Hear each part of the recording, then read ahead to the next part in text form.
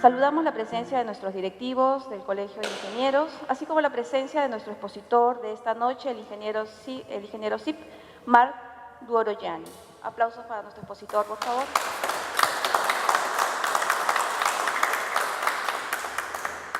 Igualmente, deseo saludar a quienes nos acompañan en la modalidad virtual a través de nuestra plataforma Zoom y quienes nos acompañan también en nuestra transmisión en vivo por nuestras redes sociales. A todos los presentes, bienvenidos. Antes de iniciar la conferencia, quisiera pedirles que por favor su celular lo puedan colocar en modo avión o vibrador para no interferir con el desempeño de la conferencia. Para dar las palabras de bienvenida, vamos a invitar al ingeniero Darwin Cosio, es presidente del YEPI y director prosecretario del Colegio de Ingenieros del Perú. Adelante, ingeniero.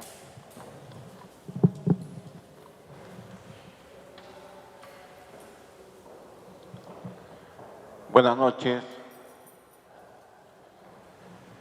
A nombre del decano nacional, ingeniero Carlos Herrera Escalzi, la directiva del Consejo Nacional, quiero dar mi agradecimiento y bienvenida al ingeniero Marc Duoroyani Ricordi.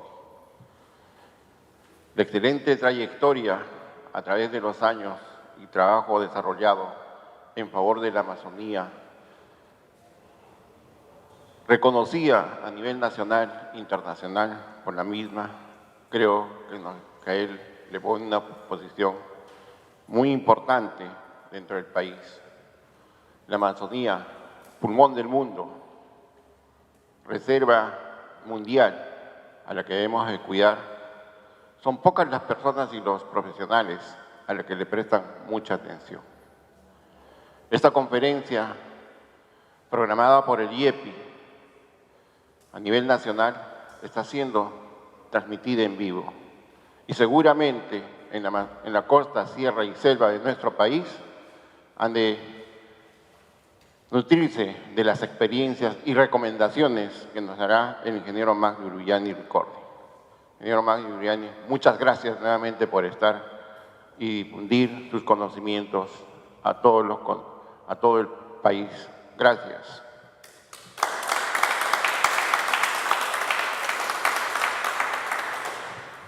Muchas gracias, ingeniero Darwin Cosio.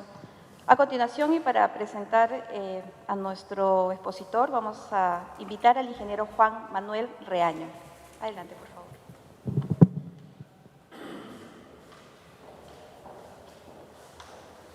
Buenas noches. Es un placer poder hoy día presentar a un colega promocional de nuestra gloriosa promoción 1963, Escuela Nacional de Agricultura. Digo a un colega y a un entrañable amigo como es Marc Duoroyani. Con él nos une una amistad de muchísimos años, estudiamos juntos en la universidad y después en el discurrir de nuestra vida profesional también hemos tenido muy gratos encuentros. Quiero hacer una breve síntesis de su hoja de vida profesional. El ingeniero Marc Duoroyani Ricordi es ingeniero agrónomo forestal y doctor en ciencias. Fue decano y director universitario de la Universidad Nacional Agraria de La Molina, de la que también es profesor emérito. Fue director general de Forestal y Fauna del Ministerio de Agricultura durante 6 años, del año 93 al 99, si no me equivoco. 7, perdón. Luego trabajó para el Banco Mundial y fue el primer jefe de la división amazónica del Banco Interamericano de Desarrollo, el BID. Es autor de innumerables tratados sobre las ciencias de la Amazonía y también de muchos artículos que seguramente ustedes han leído. Para culminar y presentar y dejar en el uso de la palabra a Marc, yo quisiera simplemente hacer una reflexión de un pensador alemán.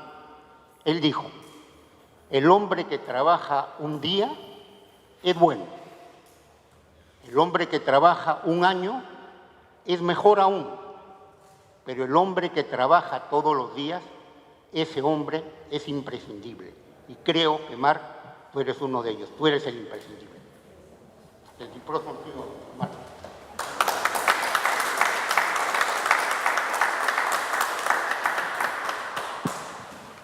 Muchas gracias, ingeniero Juan Manuel Reaño. A continuación, y sin más preámbulo, por favor, invitamos a nuestro expositor para que inicie su conferencia. Aplausos, por favor, de bienvenida.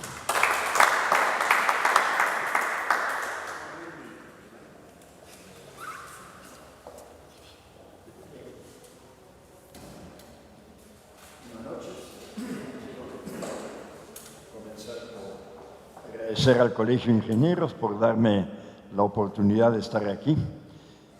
Para mí va a ser una experiencia totalmente nueva, una transmisión en directo a todos los rincones del Perú. Voy a tratar de portarme a la altura porque estoy acostumbrado a ver mucha gente delante mío, no detrás de las telas de televisión.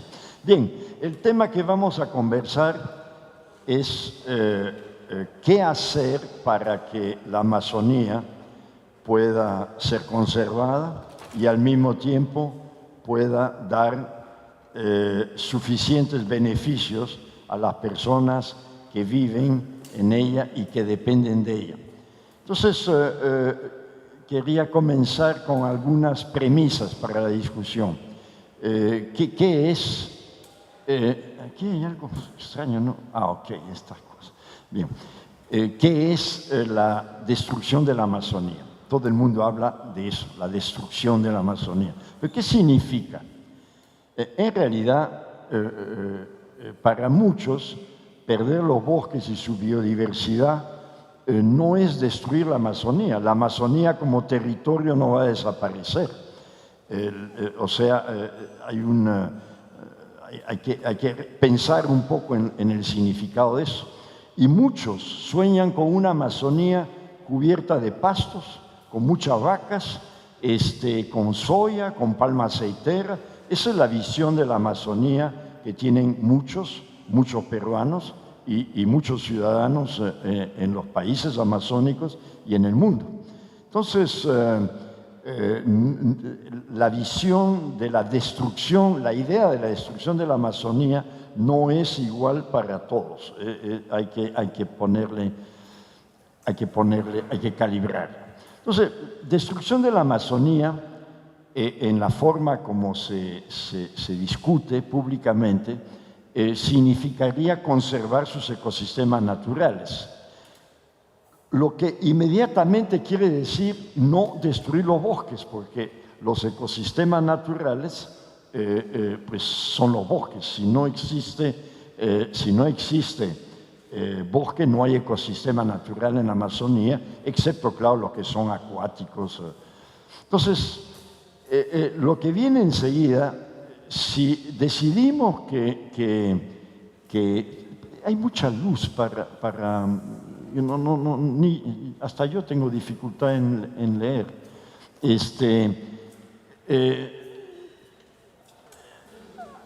Significa que esos ecosistemas naturales tienen que tener algún valor, tienen que tener algún tipo de importancia. Y eso es algo de lo que en realidad no estamos completamente seguros.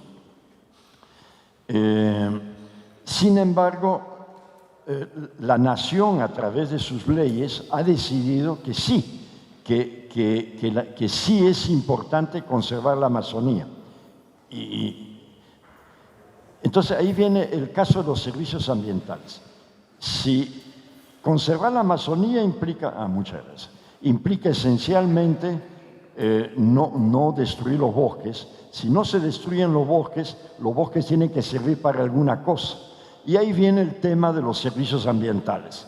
Entonces, el valor económico teórico de la Amazonía en términos de servicios ambientales es enorme, es inmenso, es descomunal, en términos de fijación de carbono, en términos de y consecuencias del cambio climático, en términos de agua que se genera y que forma los famosos ríos voladores. Hoy día está bastante bien demostrado que la evapotranspiración de la Amazonía, de los bosques de la Amazonía, es enorme, tan grande que es mayor que todo el agua que sale por la cuenca del Amazonas en el Brasil. O sea, el volumen de agua que sube a las nubes y se transporta chocando primero contra los Andes y luego continúa hacia el sur, es lo que alimenta de agua las famosas y fértiles pampas argentinas, el sur del Brasil, San Paulo, Mato Grosso y toda la parte fértil de América del Sur depende de un río que no es un río tradicional, sino que es un río, son nubes que pasan y que depositan sus aguas ahí. Entonces, eso es un valor sumamente importante. Pero además está la biodiversidad, los paisajes, control de erosión. O sea, no hay ninguna duda que los servicios ambientales de los bosques amazónicos son considerables. Pero nadie quiere pagar por ellos. Por lo menos hasta ahora, a pesar de una serie de intentos generados a partir de las Naciones Unidas, ha sido muy difícil que quien conserva bosques en la selva reciba en compensación 10, 15, 20 o la cantidad de dólares por hectárea preservada que eso merece debido al valor de los servicios ambientales que en este caso van a Argentina, en el caso del CO2 son servicios ambientales que van al mundo entero, ¿no? En el caso del agua es más concreto, es más próximo, pero también es. Entonces, un paso fundamental es conseguir que se haga efectivo el pago por esos servicios ambientales y que eso llegue directamente a los que conservan el bosque, sean indígenas, sean campesinos, sea el propio Estado que crea parques nacionales, reservas nacionales, donde se mantiene la floresta y donde normalmente eso debe generar un pago concreto. Y obviamente establecer un mecanismo eficaz de redistribución de esa renta. Aquí hago una capite. Hace poco se reunieron en Leticia los presidentes de América del Sur que tienen porciones amazónicas y que hicieron un pacto por la Amazonía. Y en ese pacto en ningún lugar se dice que los países amazónicos ya no quieren recibir cooperaciones técnicas, préstamos, que en realidad prácticamente limosnas, sino que ya es tiempo de que se pague efectivamente por los servicios ambientales que los científicos ya han demostrado que la Amazonía genera. Para dar un solo ejemplo, los humedales del Pastaza y del Pastaza Marañón, solamente esos humedales tienen tal reserva de carbono en forma de turberas debajo que ellos únicamente significan el 10% del carbono de los bosques tropicales de todo el mundo. O sea, si solamente esa parte fuera destruida y fuera quemada, y puede ser, porque son turberas, es carbón, se generaría un verdadero desastre en la región. Pero entonces, sobre esa tierra que vale poco en términos productivos, alguien debería pagar por eso. Bien, una opción que la menciono aquí, el pago del agua, es un concepto más elaborado. En efecto, ya existe en muchos países. Los que protegen la cuenca reciben por eso un beneficio. Recuerden ustedes que muchas de las haciendas azucareras de la costa peruana protegieron la parte baja, que cultivaban azúcar, caña de azúcar en la parte baja, protegían la cuenca alta precisamente para poder mantener sus flujos de agua. Con la reforma agraria se separó la parte baja de la parte alta y se destruyeron esos bosques, pero eso fue una práctica bastante común en aquellos días. Bien, entonces hasta ahora hemos hablado de que la conservación de la Amazonía, como lo ha decidido el gobierno a través de múltiples leyes, el Estado, ya no es el gobierno, debe preservarse. Y hemos dicho que el principal valor de la Amazonía son los servicios ambientales y no tanto la madera como hasta ahora se ha venido pensando. Bueno, pero ¿cuál es el problema en verdad? Porque anticipo que es obvio que se puede conservar la Amazonía y al mismo tiempo usarla. No son excluyentes las dos posibilidades. Pero ¿por qué no ocurre eso? Aquí resumido en esto, por lo menos se puede decir alguna de esas tres formas. Primero, si las leyes no se aplican y en realidad el gobierno no gobierna. Eso lo sabemos muy bien, especialmente en estos días. Por tanto, lo que domina es la informalidad y la corrupción. Y al final la corrupción también es una forma violenta de informalidad. Pero si se aplicaran y cumplieran todas las leyes que existen en el Perú para manejar bien, para conservar bien la Amazonía, pues la Amazonía estaría en perfecto estado. O sea, las leyes han previsto todo lo que es necesario hacer para que sea bien usada, pero las leyes no se cumplen, simplemente no se cumplen. Tampoco se cumplen los planes, los soñamientos, se gastan millones de dólares todos los años en hacer lindos mapas de colores y que después no sirven para nada porque el siguiente gobierno cambia todo o porque el mismo gobierno no lo aplica. Mucho de esto es trabajo para consultores sin ninguna utilidad. Otro puede decir, no, el problema no es que el gobierno no gobierna, sino es la falta de equidad. Las políticas y las leyes son malas y con la corrupción encima se genera una pobreza enorme que es la principal causa de la destrucción de la Amazonía. Aquí añado, de la Amazonía peruana, porque en la Amazonía brasileña es un poco diferente. Entonces, la conclusión sería, bueno, si la sociedad fuera más justa, no habría menos destrucción. Porque en el caso del Perú, sí es verdad que la mayor parte de la deforestación la hacen los pobres, a diferencia del Brasil, donde la mayor parte de la destrucción la hacen los ricos, las grandes haciendas, la expansión de la soya, de la palma aceitera, pero sobre todo de la soya, del maíz y algodón, en fin, un poco de todo. Entonces, la Amazonía es muy diferente de una parte a otra de ella, ¿no? De todo, en términos ecológicos y también en términos económicos y sociales. Pero también alguien puede decir, no, la destrucción de la Amazonía, bueno, Dios mío, volé.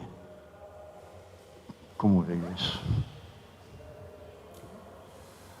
Alguien podría decir, no, la destrucción de la Amazonía en realidad es consecuencia del estilo de desarrollo. O sea, si es un izquierdista, va a decir que es el neoliberalismo. Si es un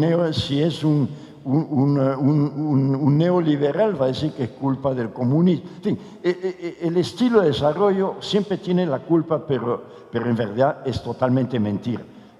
Gobierne la izquierda o gobierne la derecha, los otros dos problemas continúan exactamente iguales. Entonces, eso es en fin, eso es un poco el panorama de...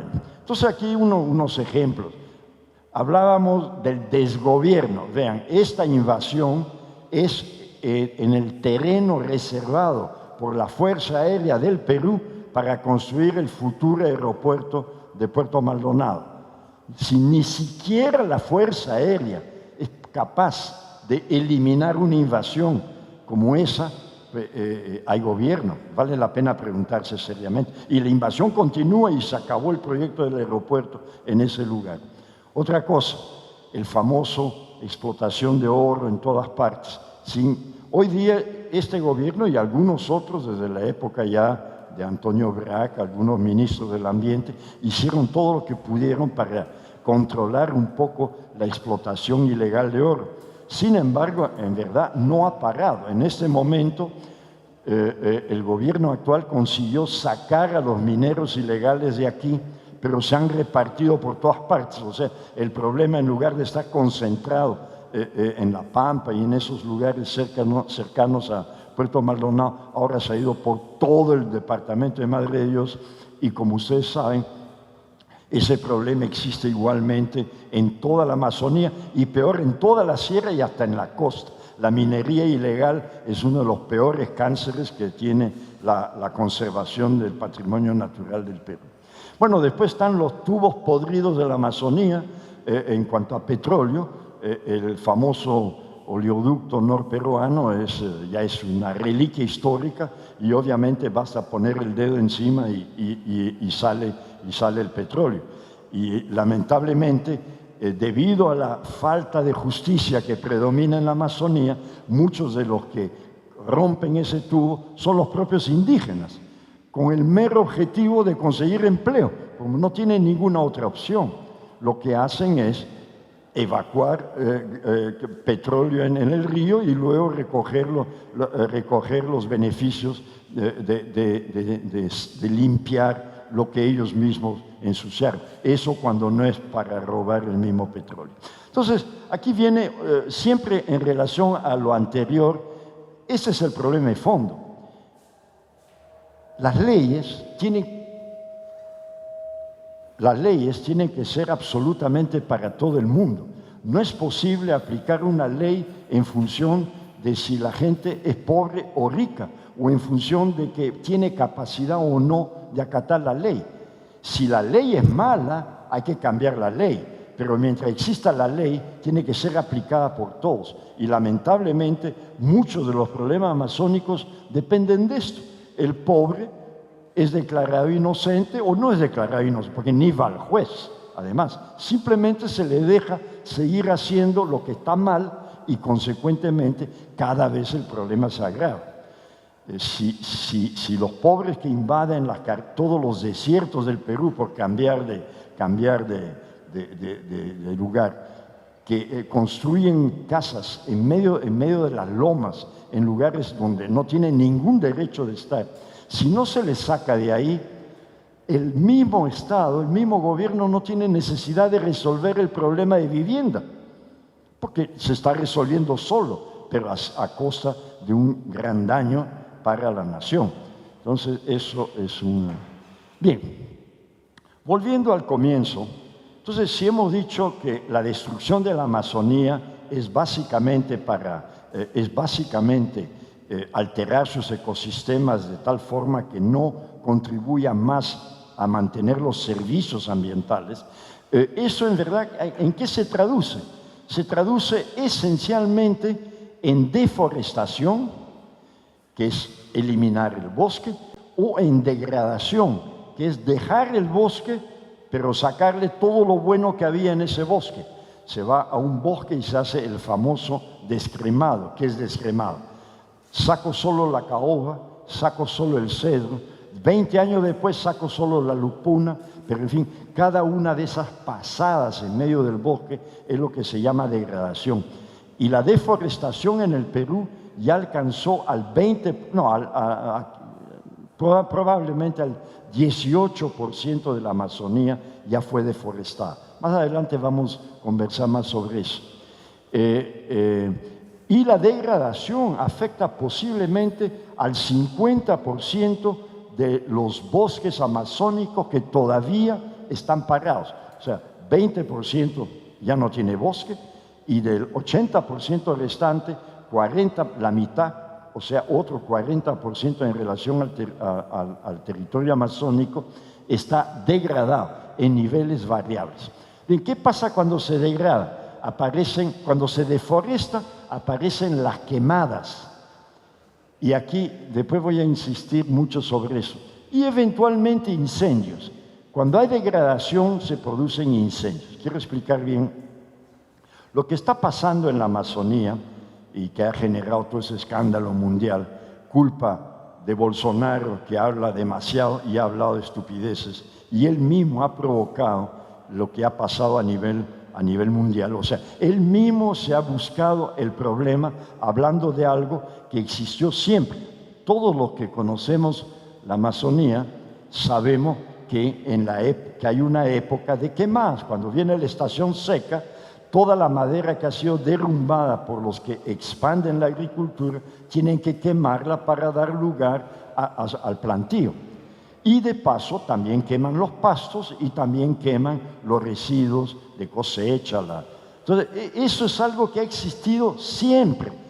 Todos ustedes, todos los que tienen canas, recordarán ir a Machu Picchu y no poder ver nada, porque la quemada, el humo del valle del Urubamba subía a tal punto que ni siquiera era posible tirar una foto.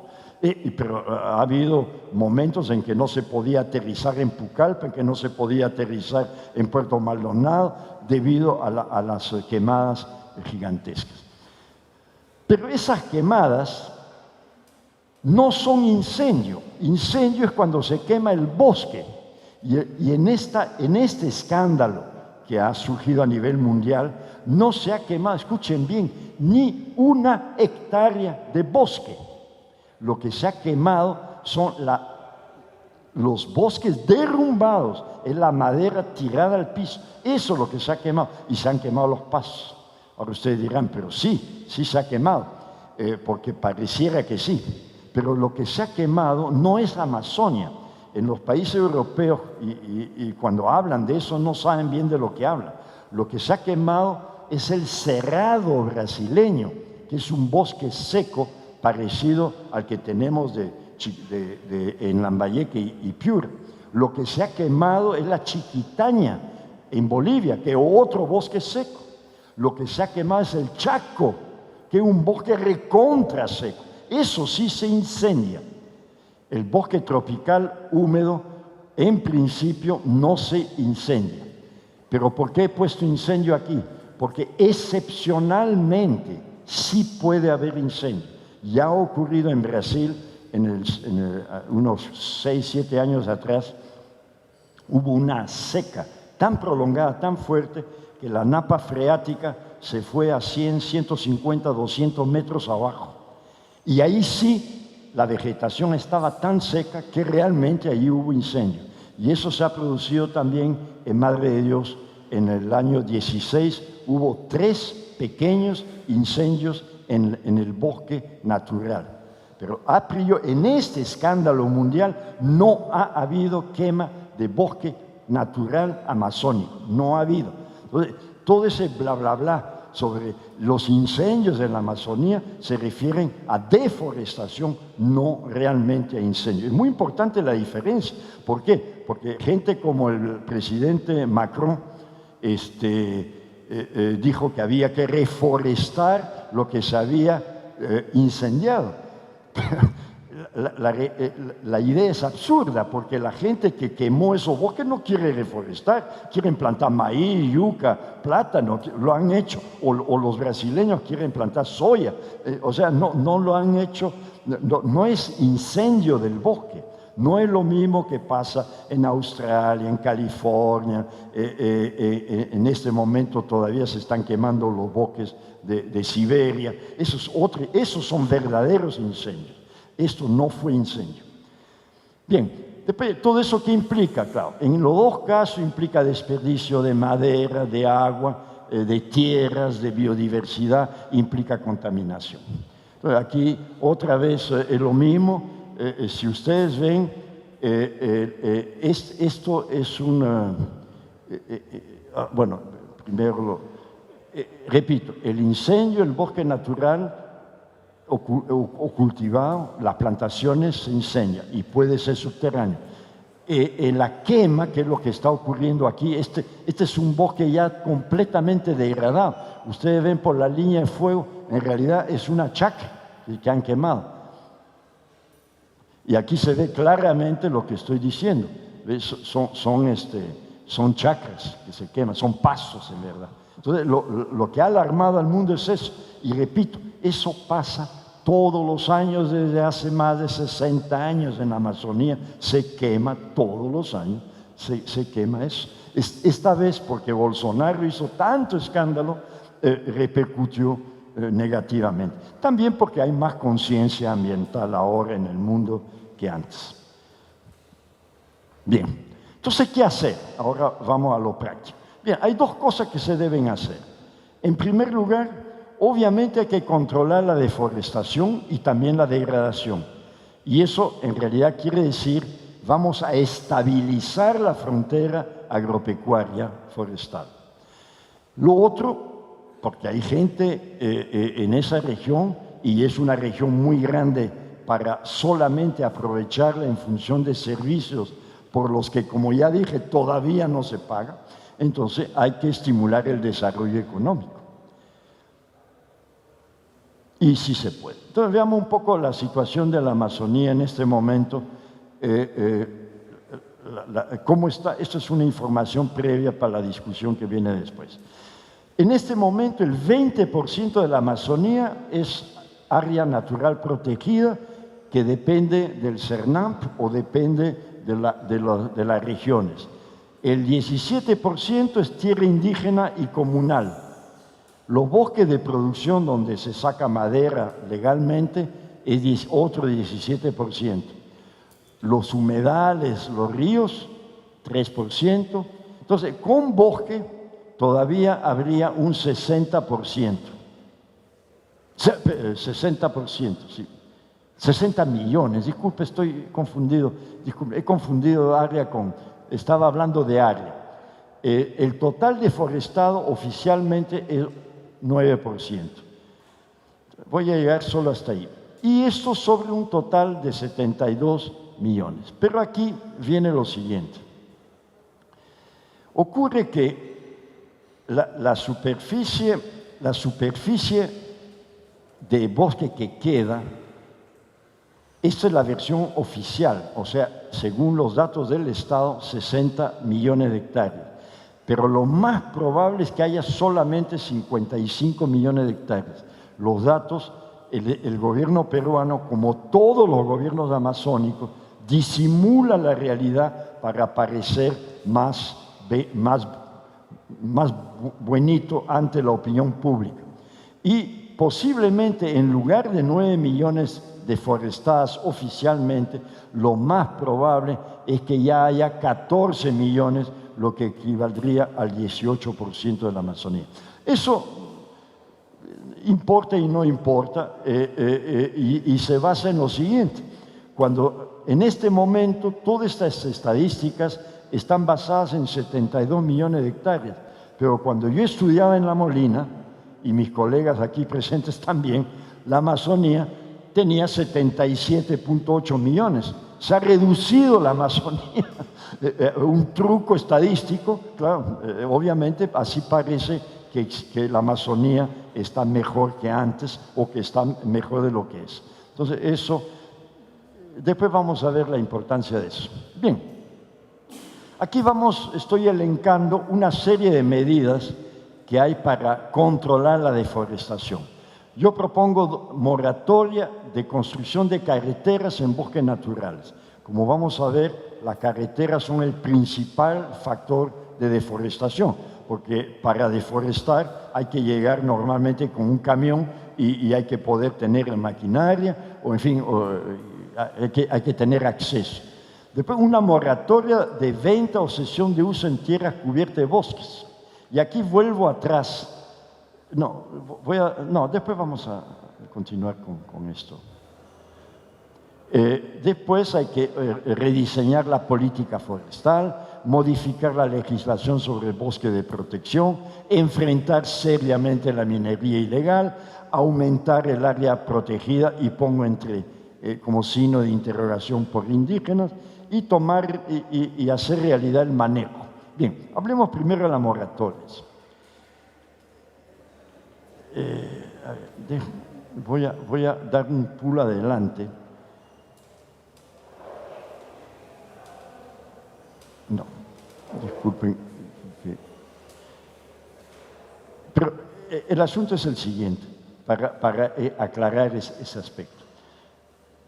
El total bajo uso agropecuario en la selva es de 2.2 millones de hectáreas. Esas son las estadísticas oficiales del Ministerio de Agricultura. Esto es lo que se usa cada año.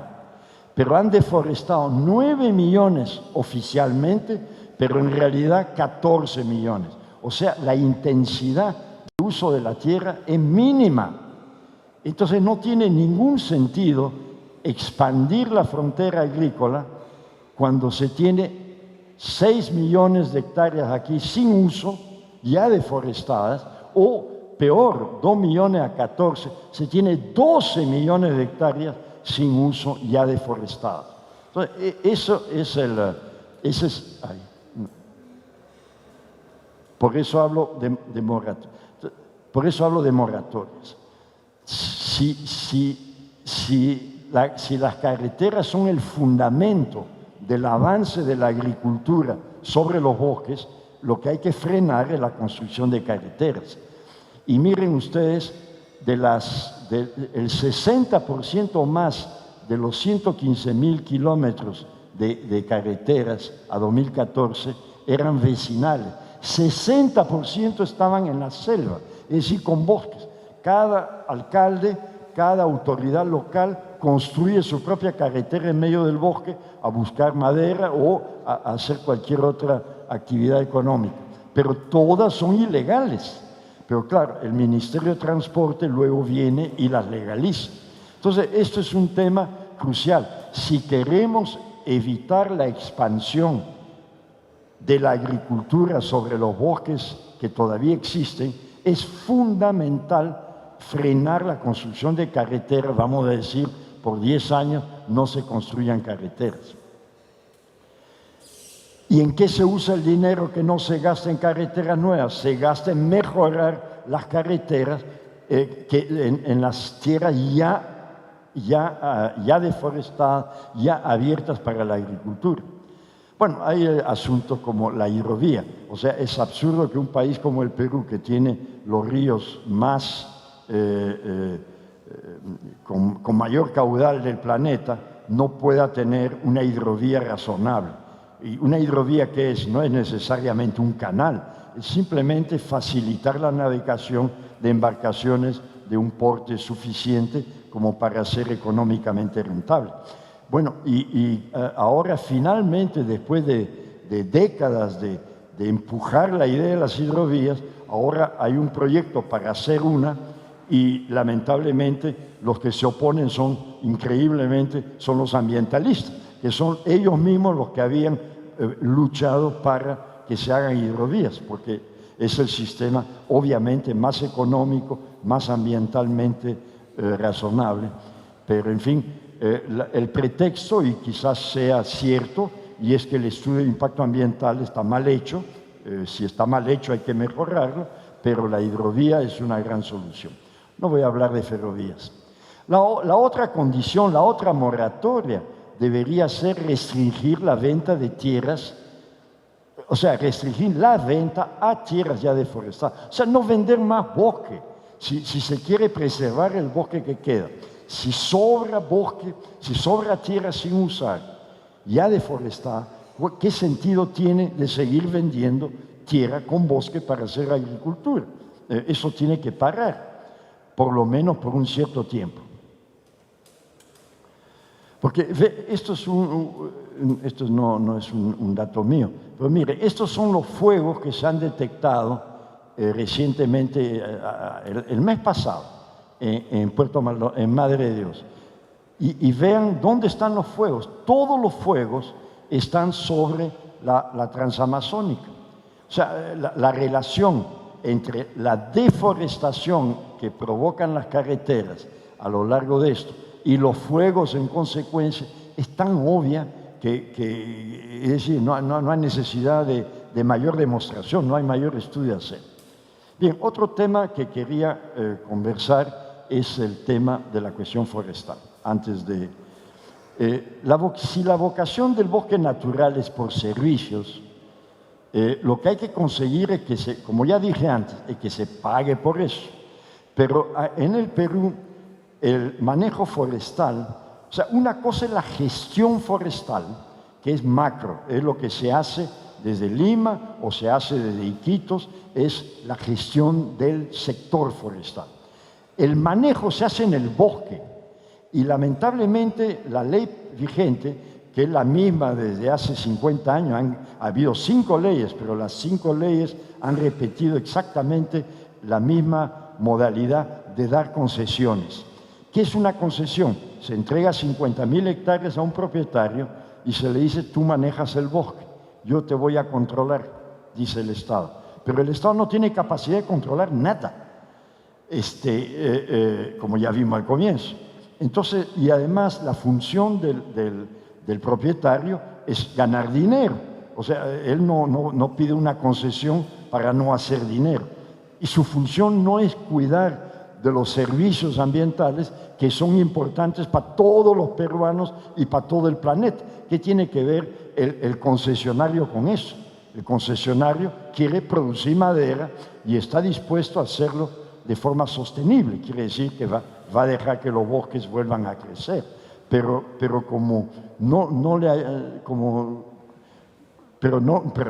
en principio no lo hace por una razón muy simple. No es que los concesionarios forestales peruanos sean peores que otros. Lo que ocurre es que como ningún vecino cumple la ley, recuerden que 95% de la madera es ilegal. Entonces, el único recurso que le queda al concesionario es hacerse ilegal también. Si no, no va a poder vivir de eso. Entonces, realmente el tema del manejo de bosques debe volver al Estado. Debe ser del Estado de la misma forma que lo es en Europa, los países nórdicos, Alemania, Francia, Bélgica. En todos esos países el manejo es del Estado. El concesionario, ya no hay concesionario, el maderero, el extractor, el industrial va a sacar la madera del bosque. No se acaba la industria, no se acaba el sector privado, pero la responsabilidad del manejo vuelve a ser gubernamental. Hay otro tema que creo que no voy a tocar ahora, es el tema de los bosques de protección, que en el Perú solamente hay 390.000 hectáreas protegidas, cuando en realidad para asegurar la protección de las áreas cultivadas, de las infraestructuras viales, debería haber posiblemente, teóricamente, hasta 20-25% del país debería estar protegido por el solo efecto de la ley, por ser áreas pendientes radicales o por estar al lado de ríos y lagunas donde normalmente no se debería trabajar. Y obviamente hay que intensificar la reforestación en todas partes. Bien. Aquí vuelvo al tema de los servicios ambientales, porque eso es lo que hay que entender. El bosque vale mucho más por su servicio que por la madera. Miren lo que pasa en este momento en Brasil. Brasil pasa 4 meses así, Brasil amazónico, y 4 meses así. En ese periodo, estos agricultores, estos ribereños, no tienen agua, tienen que hacer pozos. El gobierno tiene que hacer pozos para que puedan tener agua en medio de la Amazonía.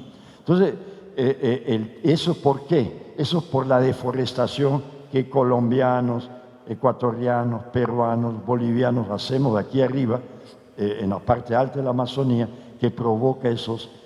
Claro, otra vez, ¿quién debería pagar por no hacer esa deforestación? Son ellos, para respetar mejor los bosques. Pero eso nos afecta a nosotros también.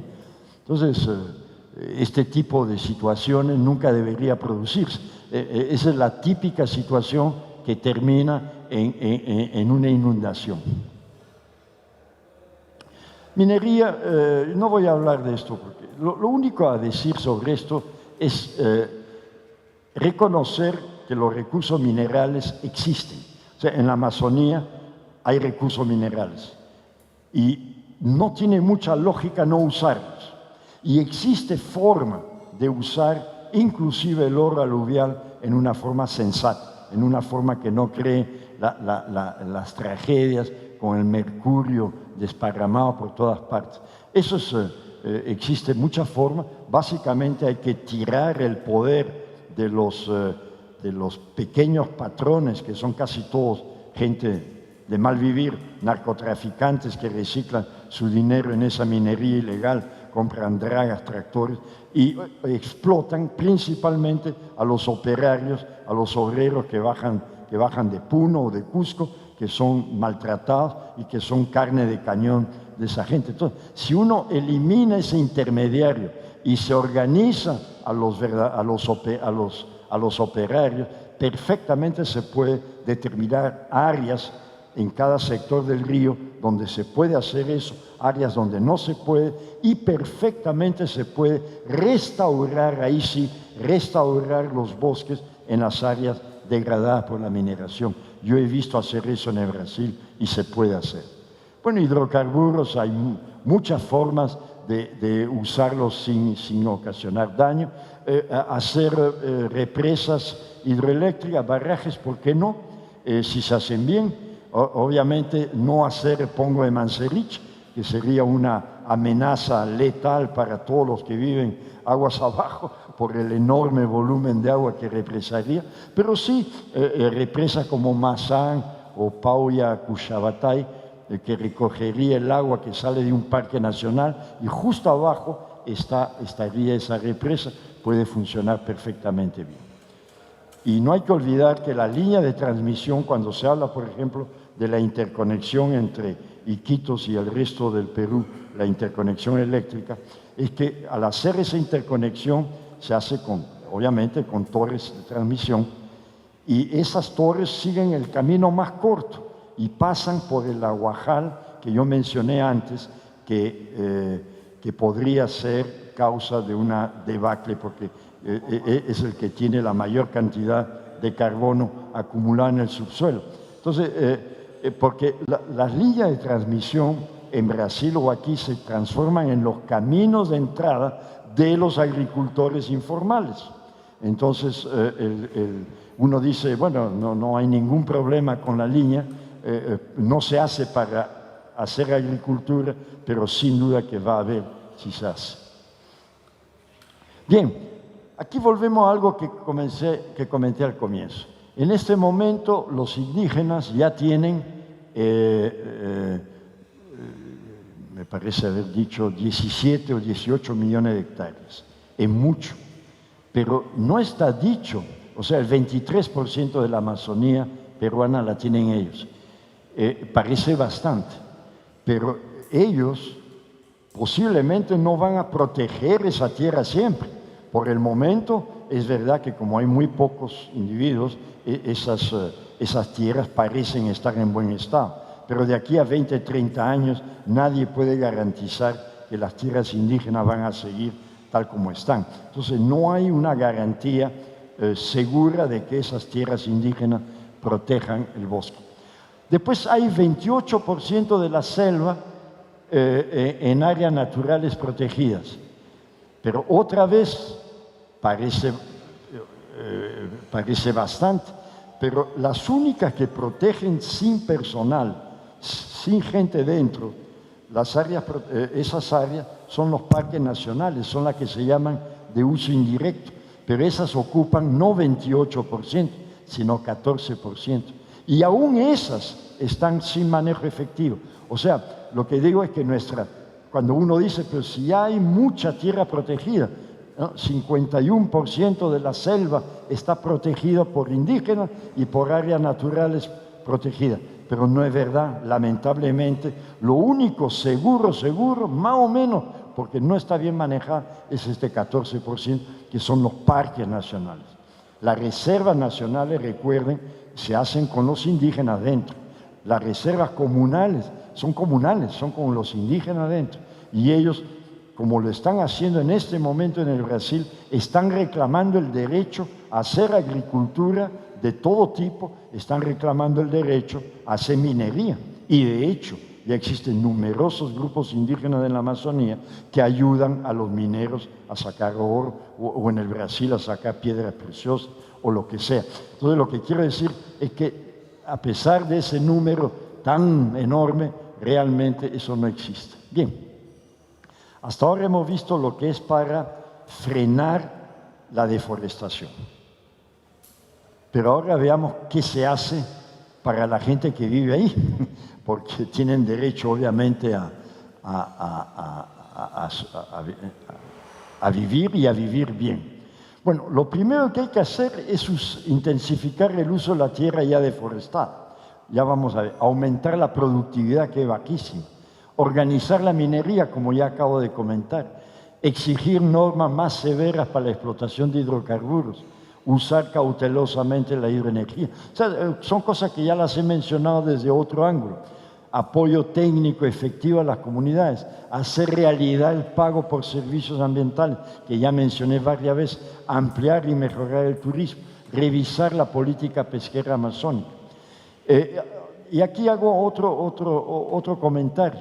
A pesar de en la reunión de Leticia, ninguno de esos temas fue tocado a nivel de los presidentes. Ninguno de esos temas. Los 13 temas que ellos desarrollaron en Leticia ya existen desde hace más de 20, quizás 30 años. Si uno lee las funciones de la organización del Tratado de Cooperación Amazónica, ahí está todo lo que ellos repitieron. O sea, lo que han hecho realmente no tiene ninguna utilidad práctica. Utilidad práctica habría tenido hacer esto. Ahora, volvamos al tema de qué hacer. Yo creo que en los próximos 10 años, a 2030, deberíamos usar efectivamente el 50% del área ya deforestada. Si tenemos 8.5 millones o mucho más deforestada, de las que solamente, esas son estadísticas del Estado, no son 1.6 millones, incluidos pastos.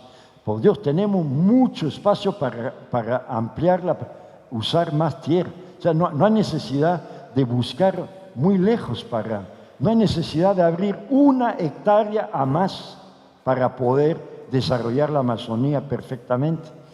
Entonces, eso es algo. También aquí quería hacer un comentario. La agricultura permanente siempre parece algo muy positivo. En este caso está la reforestación también. Y está claro la agroforestería, café y cacao. El café y el cacao peruano se venden como beneficios, como productos orgánicos y como grandes obras de apoyo a la conservación de la naturaleza. Pero en realidad, esta agroforestería de café y cacao no tiene nada de ecológica, porque si se hiciera a partir usando tierra ya deforestada de un buen tiempo antes, si se plantara café y cacao simultáneamente con árboles, se crearía así una agroforestería con todo el sentido del mundo. Sería realmente restaurar el ecosistema, devolverle productividad, conservar el suelo, sería muy bueno. Pero eso no es lo que hacen los productores de café y cacao. Ellos van al monte, donde hay 500 árboles, algunos milenarios, destruyen 450, dejan quizás 50 y plantan café y cacao ahí abajo. Eso no es nada benéfico para la conservación de la Amazonía ni para los ecosistemas. Ustedes dirán, eso es menos malo que hacer pecuaria y botar una vaquita por hectárea. Eso es verdad, pero no es tampoco nada deseable. Entonces, la agroforestería tiene todo su sentido si se aumenta el número de árboles, no si se disminuye el número de árboles. Pero eso está muy mal entendido, muy mal entendido. Bien, lo que estamos diciendo entonces es que sobra tierra, no hay necesidad, por eso yo decía, no hay necesidad de abrir carreteras en la Amazonía, nuevas carreteras, porque ya tenemos más que suficiente. Y de otra parte, en costa y sierra hay mucho espacio para ampliar la agricultura. Mire, yo simplemente les pongo estos dos ejemplos. En la costa se puede cultivar sobre piedra. O sea, ya estamos acostumbrados a cultivar en el desierto, ¿no? Desde hace mucho tiempo. Pero no se necesita ni siquiera desierto. Se puede cultivar así. Este fundo ha aumentado 1.700 hectáreas así, exactamente sobre piedra. ¿Qué necesidad hay de ir? Y con una productividad gigantesca. ¿Qué necesidad hay de ir a la Amazonía a talar bosques milenarios que tienen otra función? Y la sierra, hay 1 millón de hectáreas de andenes en esa situación completamente abandonados. O sea, eso es un ejemplo extremo, porque yo ni siquiera propongo eso. Yo lo que propongo es que se use correctamente la tierra ya deforestada en la misma Amazonía, pero no es lo que está ocurriendo. Bien, entonces, primero hay que usar toda la tierra deforestada. Segundo, hay que aumentar la productividad. Ustedes saben, igual que yo, que cada hectárea de la Amazonía produce entre 10 y 15% de lo que podría producir con una tecnología razonable, disponible. Podrían seguramente duplicar o triplicar la producción sin ningún problema. En cualquier parte de la Amazonía se puede tener 3 vacas por hectárea. Todavía hemos pasado, en 30 años hemos pasado de 0,3 cabezas por hectárea a media cabeza por hectárea, y ahora estamos en 0,8 cabezas por hectárea en el Perú. Se puede tener 3 cabezas, se puede tener 10 cabezas por hectárea.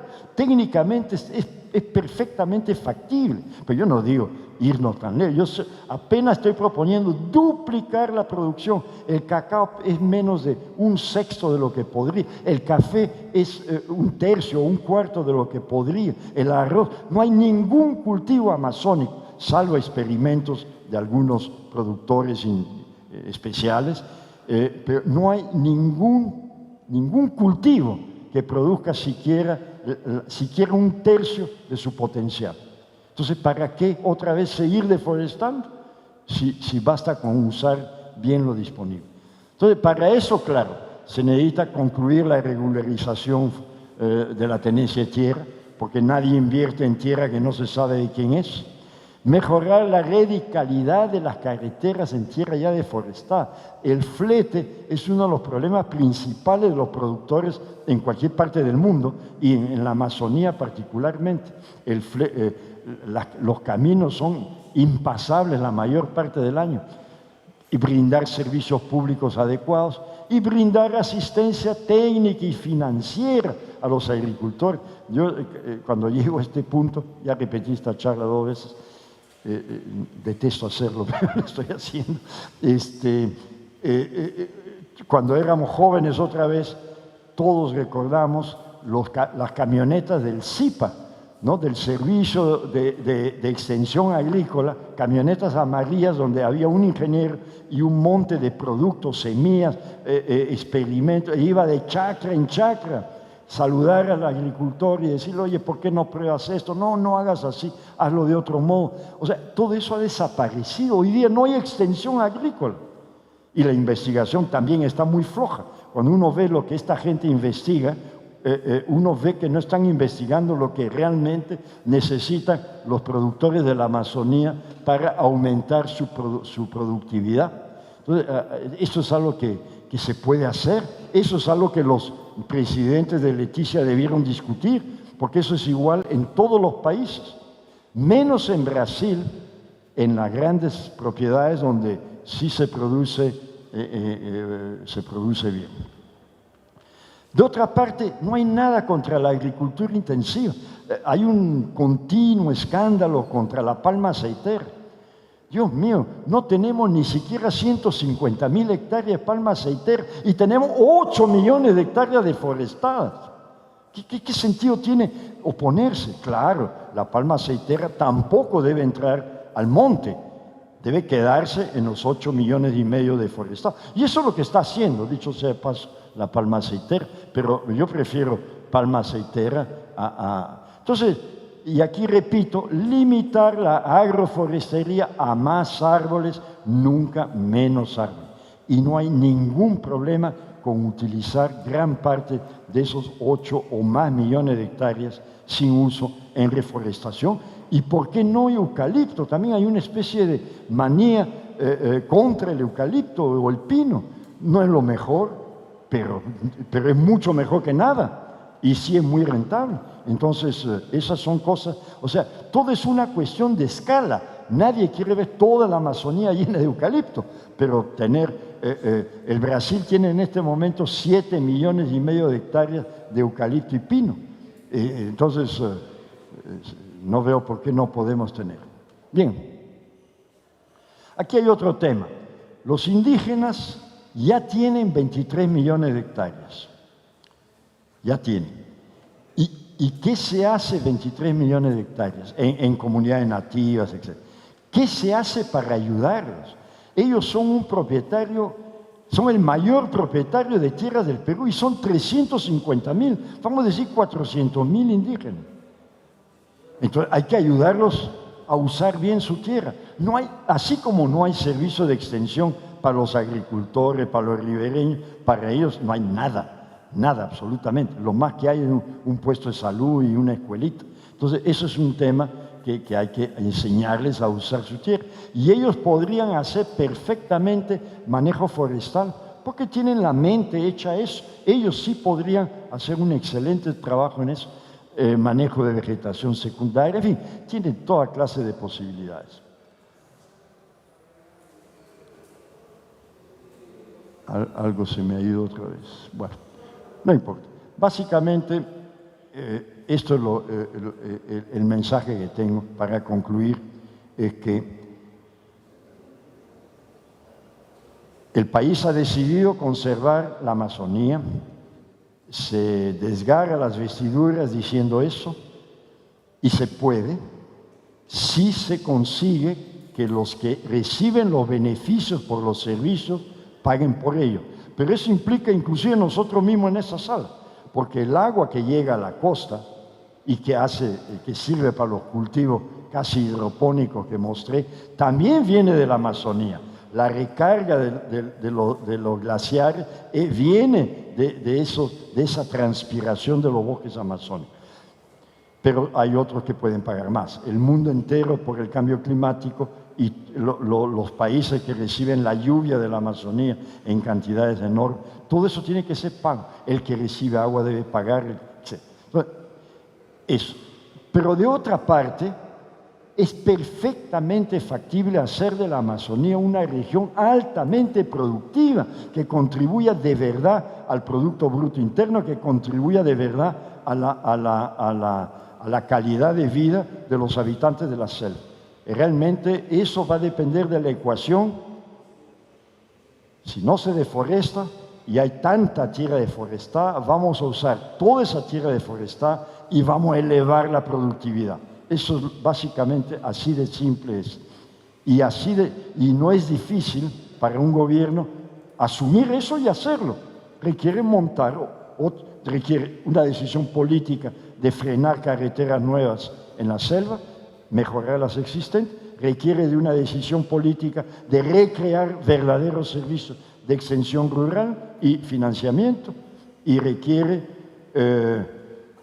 un poco de disciplina, un poco de orden, un poco de gobernanza. Gracias.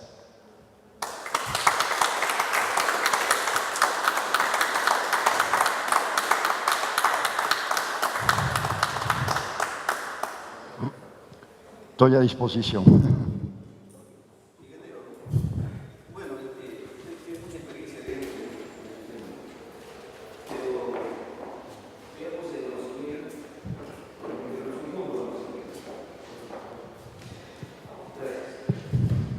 Bueno, felicitarte por el interesante tema. Bueno, hay un sinnúmero de temas por tratar, ¿no? Pero de repente algunas ideas, ¿no? Por ejemplo, en Amazonía se tienen algunos cultivos potenciales, ¿no? Por ejemplo, el copuazú, el camu camu, y hay muchos, ¿no? Muchos.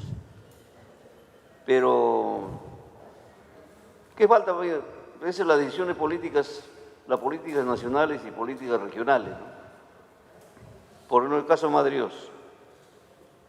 Madrios hay una preocupación en la que hay un desorden prácticamente en los trabajos de minería, ¿no? Bueno, Madrid es conocido por la pampa generalmente, ¿no? Pero hay un ataque frontal ¿sí? A la pampa. Bueno, es cierto, digamos, de repente se atacó la pampa, pero esa gente que salió de la pampa se reubicaron por diferentes sitios, ¿no? Entonces, es una preocupación realmente, ¿no? No hay decisiones políticas serias, digamos, a nivel país, ¿no? Y eso trae pues, consecuencias graves, ¿no? Por ejemplo, Brasil también, ¿no? De repente, pues, por ejemplo, Mato Grosso, ¿no? Que de repente se deforestó y ahora están con los monocultivos, con la sogoya, ¿no? O sea, hay experiencias en las que se debe copiar realmente, ¿no? Ahora, como yo estaba viendo, dicen, más vale tener un bosque que talarlo y reemplazarlo por los cultivos o pasturas, otras actividades, ¿no? O sea, son a cierto punto de vista temas reflexivos, ¿no? Que recomendar, digamos, a quienes manejan las políticas, ¿no? En sus diferentes niveles, ¿no? Y sobre todo las nuevas generaciones, ¿no? Porque se tiene problemas problemas del agua, la escasez del agua, ¿no? La contaminación, los cambios climáticos que inciden indirectamente, digamos, como por estos aspectos que no son bien manejados los recursos. Así es. Bueno, por eso estamos aquí. Claro, nosotros no somos, no somos el gobierno, pero la idea de esta charla es mostrar 3 o 4 cosas simples que un gobierno puede decidir hacer y que montar un servicio de extensión eficiente, terminar la titulación de tierras en la Amazonía, son cosas simples. Es simplemente poner algunos millones más en el presupuesto, pero no lo hacen. Y bueno, la idea de esta charla es recordarles que sí existen esas cosas. Si lo van a hacer o no, no sé, probablemente no, pero hay que decirlo. Claro, el problema muy fuerte, digamos, de que hay ese divorcio pues, entre el aspecto técnico y las decisiones políticas, ¿no? Porque si las decisiones políticas, vamos, escucharía, digamos, al técnico, sería otra cosa, ¿no? Claro, eso es un hecho. No tengo respuestas. No, yo lo dije al comienzo. Ese es el problema.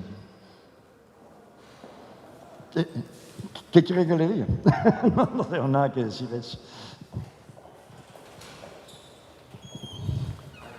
Ingeniero, felicitaciones por su exposición, que ya la primera parte la escuché en La Molina. Pero hay algo que yo no soy agrónomo, soy ingeniero industrial, y algo que me llama la atención en el comentario de sus últimas láminas.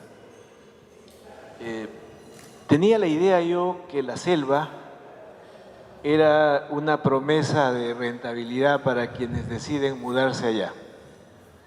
Tenía la idea que existe el problema de la deforestación, ciertamente, pero no tenía idea que la rentabilidad de los campos deforestados fuera tan baja frente a lo que se pudiera obtener en la costa, en donde también hay un problema, que es el problema de agua, ¿no? Es un problema, o de la sierra, en donde tampoco es tan simple cultivar en los andenes, porque también hay un problema de agua y también la estrechez de los valles.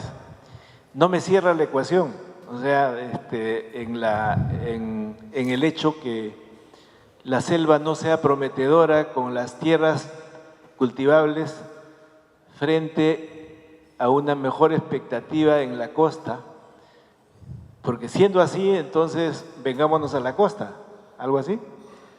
Gracias. Bueno, es un poco lo que he sugerido. Si se pagara bien, o sea, si cada hectárea de la Amazonía recibiera 10 o 15 dólares, un valor que se ha sugerido alguna vez, por hectárea, por año, sin tocar, sería más rentable que lo que es en este momento. Ahora, conseguir eso también es una acción política de los gobernantes de la Amazonia, que se conforman con proyectos de cooperación técnica, ONGs que regalan $1 milloncito, $100,000, cifras ridículas, en lugar de exigir un pago como el que estamos mencionando. Si el Perú tiene el 51% de la Amazonía, teóricamente, pues ahí viene el problema, teóricamente protegido por indígenas y por parques nacionales, reservas, el 51% de 60, son 30 millones de hectáreas a 10 dólares hectárea, es bastante dinero, ¿no? Y eso ya sería una solución. Ahí sería mejor invertir más en la costa y en la sierra.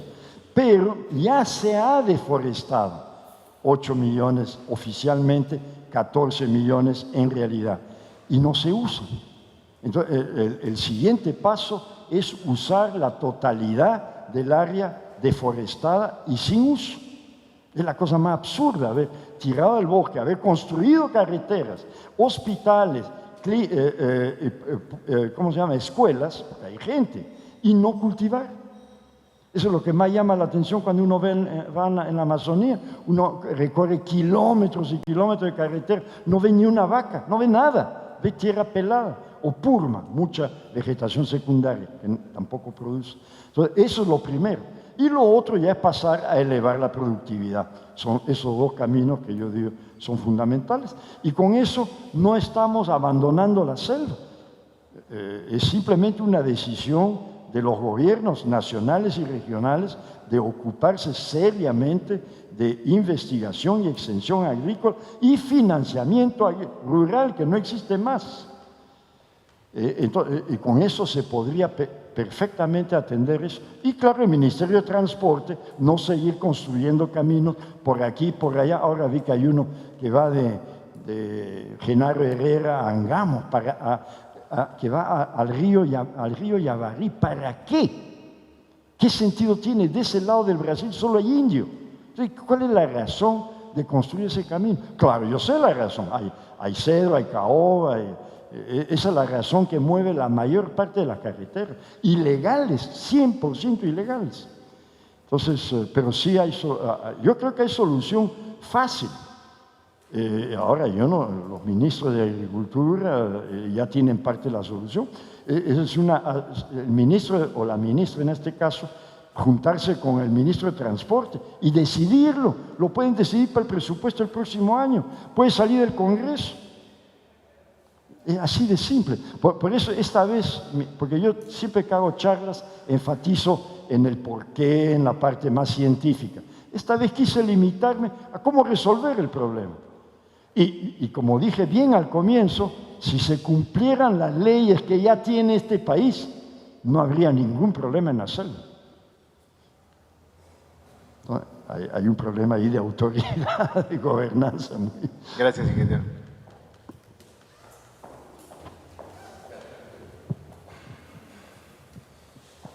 Buenas noches. Primero felicitarlo, doctor, no solamente por esta exposición, sino también por toda su brillante trayectoria, que es una de las cosas que al leer que usted va a exponer me ha traído por acá. Quería hacerle un par de preguntas puntuales, partiendo del hecho de que hay temas complejos de política y de gestión a nivel nacional. Pero también hay otro tema relacionado con cómo aterrizamos ciertas cosas. Y cuando usted habla del tema de las zonas que ya están desforestadas, las purmas, los bosques secundarios, tienen un problema. El problema que tienen es que su fertilidad es baja. La fertilidad para determinado tipo de cultivos es baja, para determinado tipo de uso es baja.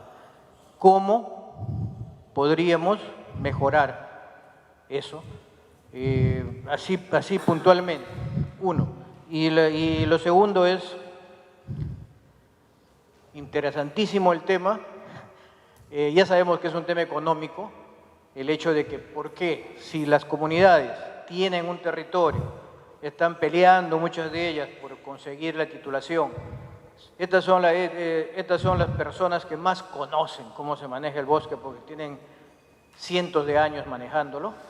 Sabemos que es un tema económico.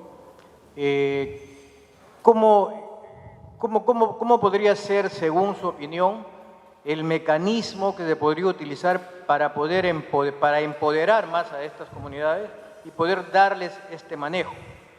No solamente desde el punto de vista de políticas del Estado, sino también desde el punto de vista de manejo de ellos mismos. Gracias.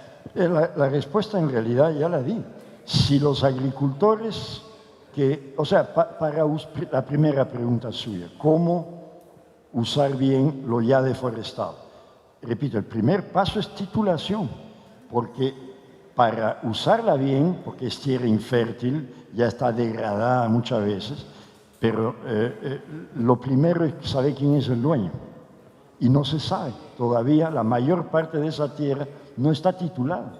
Hay un proceso en marcha que existe hace 30 años, están titulando, pero no acaban nunca.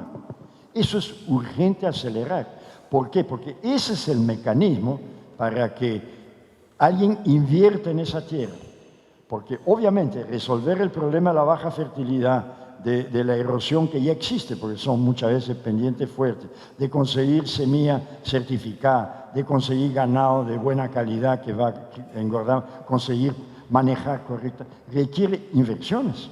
Como lo que mostré en la costa, cultivar sobre piedra es carísimo. Yo no pregunté al propietario cuánto invierte por hectárea, pero puedo imaginar que son muchos millones de soles. O sea, requiere inversión, no hay ninguna duda. Pero para eso está el servicio de extensión y el famoso banco agrario, que ya no existe o no funciona como debería, para hacer eso.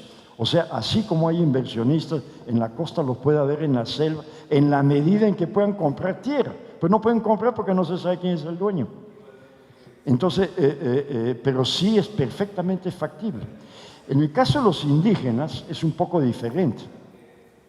En el caso de los indígenas, obviamente tiene que ser algo progresivo, pero yo lo veo, lo visualizo montando en cada comunidad de un tamaño adecuado, un centro de capacitación, de extensión, de investigación apropiada al local, a ver qué pueden hacer y donde haya también mecanismos de financiamiento. Los indígenas no pueden comprar un tractor forestal, no pueden comprar un camión. Por eso hacen acuerdos con los madereros que les roban, obviamente, pero perfectamente eso se puede montar. Pero eso va a ser un proceso lento, no va a ser del día a la noche. Y como todavía son pocos, ellos no destruyen tanto. Los que destruyen más son los campesinos sin tierra o con tierra, que como no pueden producir, avanzan sobre la selva cada año, ¿no? Y son los que entran por los caminos que construye transporte o que construyen lo mismo. Entonces, esos son la primera prioridad son esos agricultores que hoy día producen una ínfima cantidad. Pero sí, yo no veo ninguna dificultad práctica. Inclusive ya en la época de la marginal se había propuesto, pero el presidente de entonces no le gustaba, tener a la entrada de cada carretera que él abría o de la propia marginal un centro de acopio de migrantes, donde se les obliga a pasar 2 o 3 meses aprendiendo a cultivar en la selva. Bajan de la sierra y hacen desastres en la selva. Para empezar, en la misma marginal se veía kilómetros de cercas en que traían eucalipto de la sierra y al lado estaba la madera quemándose. Tengo fotos de eso, todos lo han visto. Entonces, esa ha sido la realidad de Tocache, Campanilla, todas esas pseudocolonizaciones que han sido enseñar cómo hacer mal las cosas. Ahí no había ni un solo forestal en todo ese plan de la marginal. Por eso ha sido el desastre que ha sido.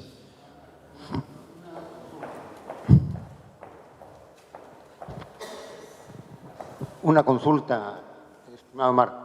En primer lugar, felicitándote por la exposición que ha sido muy buena. En el aspecto de legislación, porque uno de los puntos yo creo importante para poder comenzar a incentivar todo un desarrollo en la Amazonía tiene que ver con la legislación. Tú estuviste como director general de Forestal y Fauna por muchos años en el Ministerio.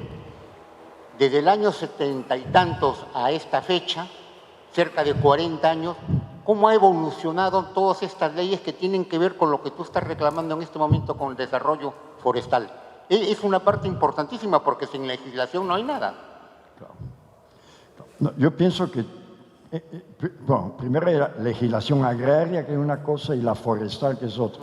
Hablando de la forestal, desde la primera ley forestal del año 63 hasta hoy han habido 5 leyes. Las 5 han repetido los mismos errores que la del 63, solamente le han ido colgando más cosas.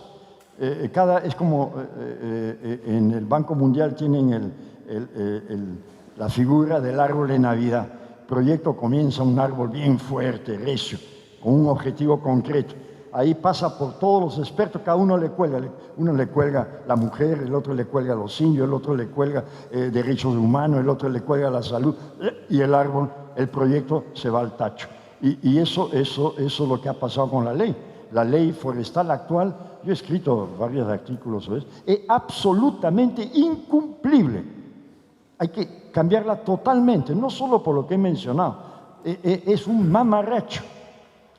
Ahora, la ley agraria tampoco ha evolucionado mucho, porque lo primero que la ley agraria, la más recientes, debieron decir es la necesidad, pues, de ayudar al campesino que llega a la selva. Los que están en la selva, aparte de los ribereños, que son de ahí, pero que saben sobrevivir, pero no consiguen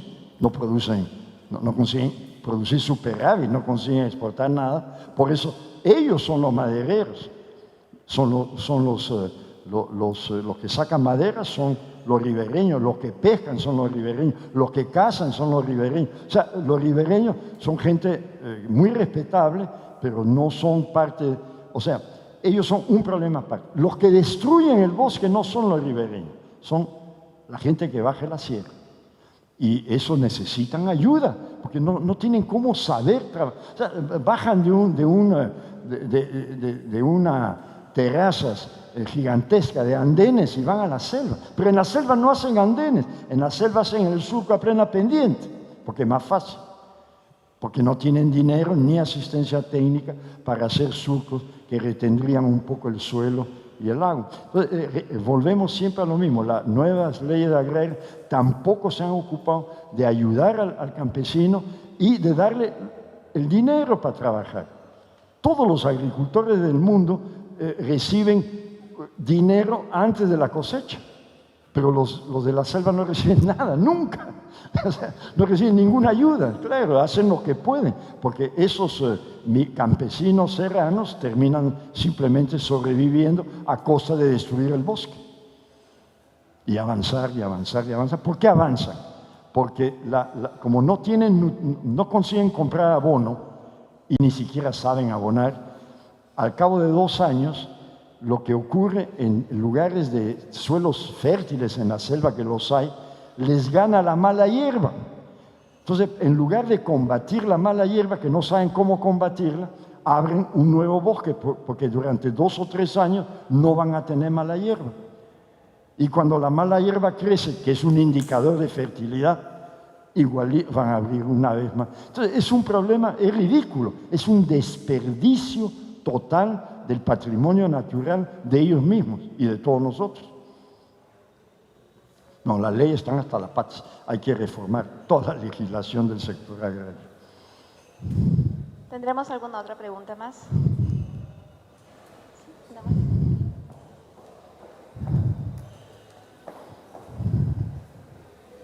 De su experiencia ha pasado mucho tiempo por el campo, entonces pasó mucho tiempo en el campo. Mi pregunta va, ¿cuál estaban sus principales desafíos en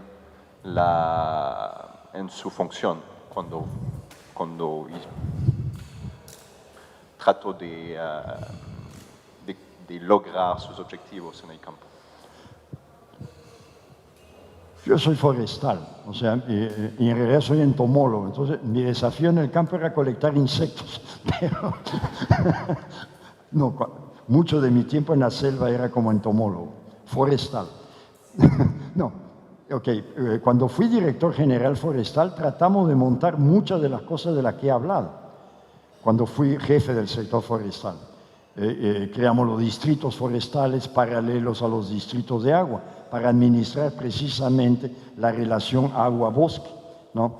En lugar de abrir millones de hectáreas, en este momento hay 7 u 8 millones de hectáreas en concesiones forestales, restringimos a 1 o 2 millones para poder controlar, para que la capacidad operativa del sector forestal esté en proporción con el bosque que se abre.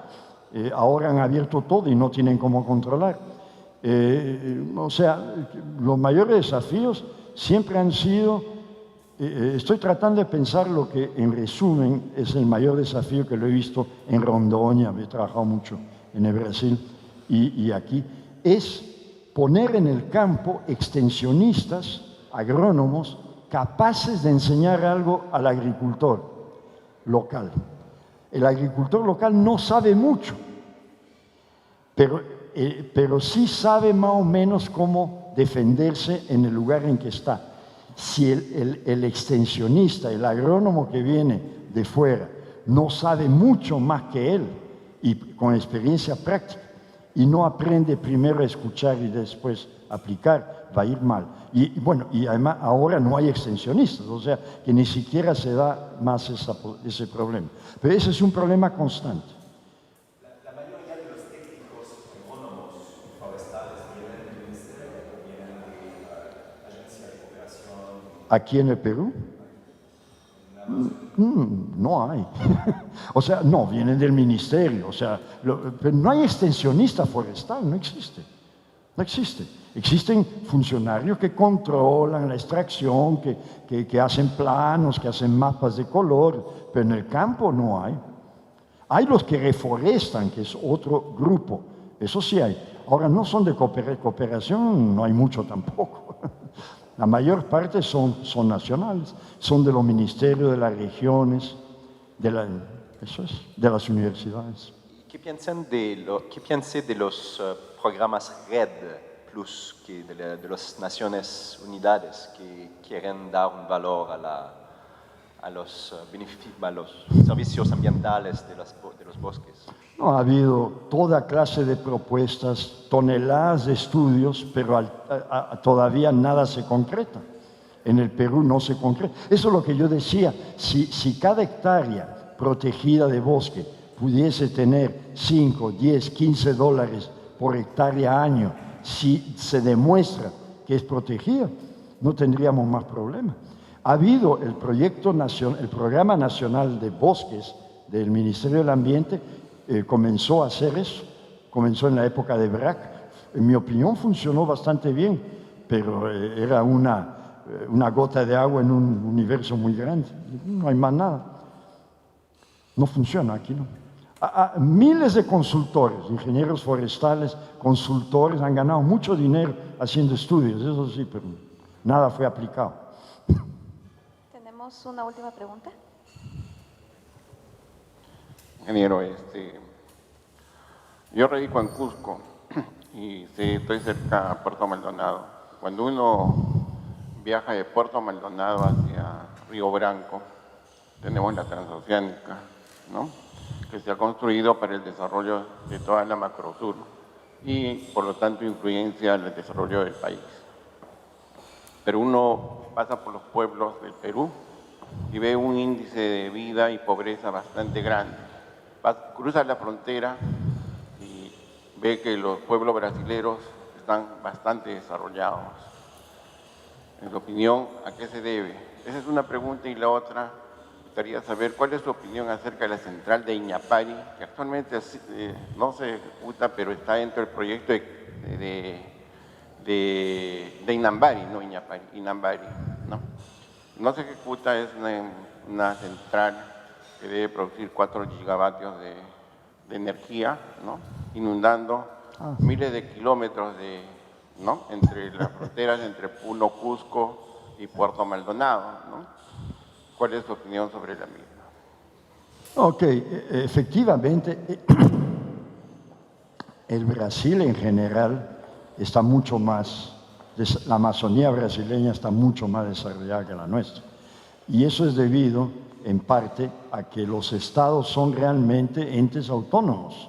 O sea, el estado de Acre o el estado de Rondônia, que son recién relativamente jóvenes, han tenido la capacidad de crecer muy rápido, gracias primero a que ellos son autónomos. O sea, ellos reciben sus propios préstamos del Banco Mundial. Yo mismo he trabajado en préstamos del Banco Mundial para Rondônia y Acre, y he trabajado en el programa del BID para el Acre. Y recuerdo que cuando manejaba el programa del BID para el Acre, que eran 500 millones de dólares para carreteras, manejo forestal, mejoramiento de la agricultura, agricultura periurbana, para abastecer de comida la ciudad de Río Branco, yo propuse al Perú hacer lo mismo. Quien manejaba en ese momento el INRENA era gente que yo conocía personalmente, y bueno, no llegó a invertirse ni un centavo en el Perú. Nunca, ni se discutió la posibilidad de pedir un préstamo. Entonces, del lado brasileño, de una parte hay eso, el Estado está más presente, tiene dinero, hace las cosas, controla mejor. Pero de otro lado, parte del gran desarrollo que ve es fruto de la deforestación súper intensiva que hay en el Acre y que hay en Rondoña. En esos dos estados han destruido prácticamente todo el bosque. Lo que queda es mínimo, solo algunas áreas indígenas y algunos parques nacionales. Entonces, claro, como lo dije bien al comienzo, no hay duda, o quizás no lo dije esta vez, no hay duda que donde entra la soya o entra la pecuaria intensiva, porque es más intensiva allá que acá, pues genera dinero, mejores escuelas, o sea, no hay duda que la deforestación paga si es que se usa para hacer actividades económicas que realmente son rentables. Aquí deforestamos para no hacer nada. Esa es la gran diferencia. Entonces aquí realmente hay un desperdicio de tierra. ¿Y cómo hacen eso los agricultores? Miren, en Rondoña hay éxitos de producción de café y cosas así que son de nivel mundial, extraordinario, hecho por los agricultores, pero que tienen acceso al banco, que consiguen e invierten.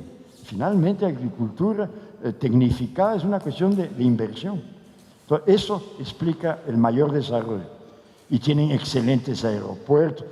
Acre es un estado minúsculo, el aeropuerto es mucho mejor que el de Iquitos. O sea, no hay ninguna duda. La otra pregunta era sobre Inambari. Mire, Inambari es probablemente el mejor lugar para hacer una hidroeléctrica que hay en esa parte de la selva, porque es un cañón cerrado, no va a inundar mucha cosa y sería bueno. Ecológicamente es uno de los menos peligrosos de todos los proyectos de hidroeléctricas. Pero ¿qué ocurre? Ocurre que propusieron Inambari cuando ya habían hecho la carretera. Entonces, hacer Inambari implicaba que la misma empresa, la misma Odebrecht, que había construido 100 kilómetros a 2 o 3 millones de dólares el kilómetro, inundar ese pedazo de carretera para construir encima una hidroeléctrica que pagaríamos los peruanos. ¿Y para qué esa hidroeléctrica? No era para abastecer al Perú, era esencialmente para abastecer al Brasil y regular los flujos. Yo no soy ingeniero de esa rama, pero era interés de ellos, pero nosotros íbamos a pagar. Entonces yo personalmente me opuse a Inambari, pero no me opuse a Inambari por razones ambientales, me opuse en razones que no le convenía al Perú, para nada. Pero si el Perú lo hace para el Perú, quizá llegue el día, no hay gran problema ambiental. Primero porque ya está lleno de coca, ya está todo degradado ahí. La parte que va a ser inundada por Inambari es una tierra que ya no tiene mucha importancia ecológicamente. Lo que pasa es que ahí entra la política y hay otro problema que me enseñaron. Hacer una represa en el Inambari sería un colectador de oro, porque el oro que explotan los mineros abajo baja por el Inambari. Si se hace un barraje ya se va a reducir la producción de oro abajo, lo que no estaría mal. Bien, muchas gracias, ingeniero Marc Durojani, por la exposición. Por favor, agradecemos con un caluroso aplauso.